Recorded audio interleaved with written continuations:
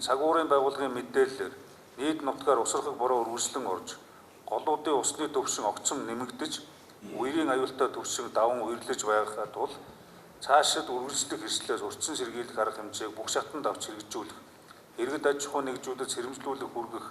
гүүр гарамгүй газраар гол мөрөн гатлахгүй байх, анхаарал болгоомжтой зорчих талаар байнгын тогтмол мэдээлэх, мэргэжлийн байгууллага, нутгийн захиргааны байгууллага хамтран үерийн хамгаалтын 70 сувг, шуудуу, ус зайлуулах зориулалтын инженерийн байгууламжид нэг бүрчлэн үзлэг шалгалт хийж, зохион байгуулалтын арга хэмжээг авч, цэвэрлэгээ хийх, өргөдгөх, хүчтгэх шаардлагатай ил сайргыг бэлтгэх,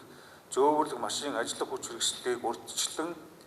наривчлан тооцоолж, томилгоожуулах, гамшигаас хамгаалах төлөвлөгөөний үерийн үед ажиллах наривчилсан төлөвлөгөө, хүч хэрэгсэл дайчлан гаргах төлөвлөгөөг тодтогох, холбогдох байгууллагуудын хүн хүч техник төхөөрөмж багаж хэрэгслийн бэлэн байдлыг хангуулах, гол мөрөн, нуурын арал, тохой, эрэг дагууд болон уулын ам, бэл, гуу, жалга, судгийн аманд айл өрөх сууршихгүй байхыг анхааруулах, аж ахуй нэгж үйл ажиллагаа явуулахыг хориглох, эрсдэл бүхий газар нутгалсан айл өрхийг аюулгүй газарт нүүлгэн шилжүүлэх ажлыг аймаг нийслэлийн хэмжээнд, орон нутаг, дүүрэг, сумын хэмжээнд хийх гэж